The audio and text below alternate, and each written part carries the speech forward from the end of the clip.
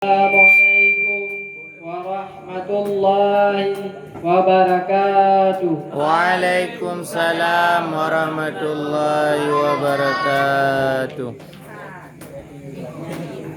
Alhamdulillah rabbil alamin. Wassalatu wassalamu ala asyrafil anbiya'i wal mursalin wa ala alihi wa sahbihi ajmain. Amma ba'd. Bersama-tama marilah sama-sama kita memuja dan memuji Allah Subhanahu wa taala, yang mana oleh Allah yang telah memberikan kepada kita sehat badan dan umur yang panjang sehingga dapat berkumpul di malam yang berbahagia. Selawat diiringi dengan salam, sama-sama kita sanjung sajikan ke pangkuan alam Nabi besar Muhammad sallallahu alaihi wasallam.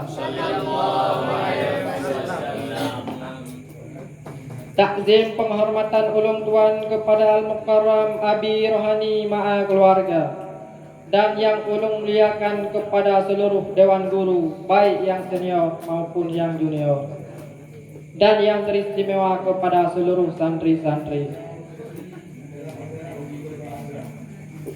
Ini dapat payang mukadimah tatamang laju dalam acara yang berjudul Kemuliaan Umat Nabi Muhammad. Dalam kitab Nasuhul Ibad Al-Imam Ibnu Hajar Al-Asqalani bahwasanya Nabi Adam alaihissalam berkata, "Aku iri dengan umat Nabi Muhammad. Aku iri dengan umat Nabi Muhammad. Kenapa? Karena umat Nabi Muhammad diberikan oleh Allah 4 kemuliaan, sedangkan tidak diberikan kepada aku.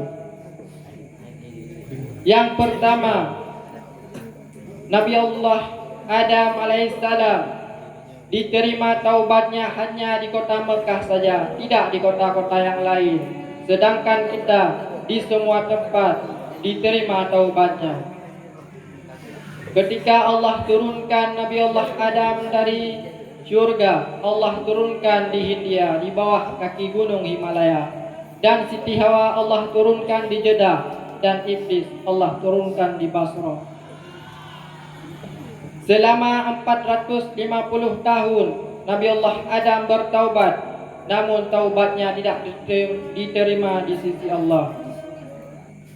Ketika beliau bertaubat di Makkah dan dengan membawa nama Nabi Muhammad sallallahu alaihi wasallam, disitulah diterima taubatnya Nabi Adam.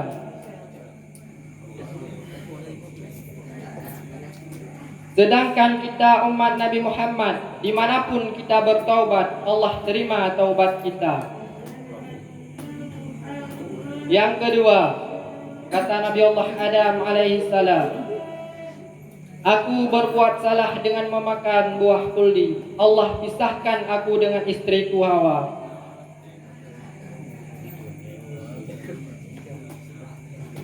Hanya dengan satu kesalahan aku berbuat, Allah pisahkan aku dengan istriku Hawa. Sedangkan bagi umat Nabi Muhammad, ribuan kali mereka berbuat dosa dengan anak istrinya, namun Allah tetap selalu mempersatukan mereka."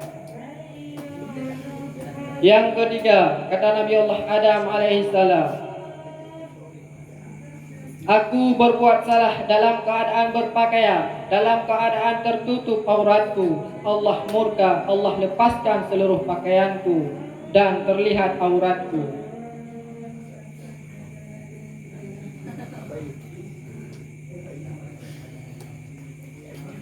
Sedangkan umat Nabi Muhammad siang, malam, sore, pagi berbuat dosa dengan telanjang, namun tetap Allah berikan mereka pakaian.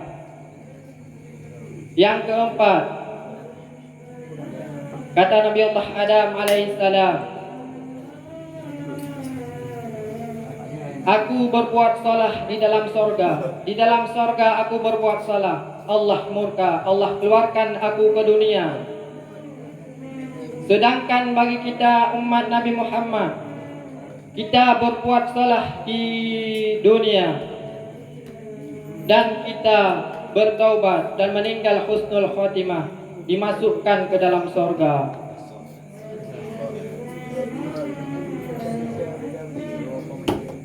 Dan berkata Nabi Allah Adam alaihissalam, aku iri dengan umat Nabi Muhammad. Sungguh aku ingin menjadi umat Nabi Muhammad.